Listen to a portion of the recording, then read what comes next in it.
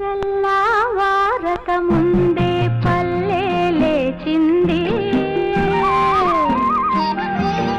తన వారినందరినీ తట్టి లేపింది.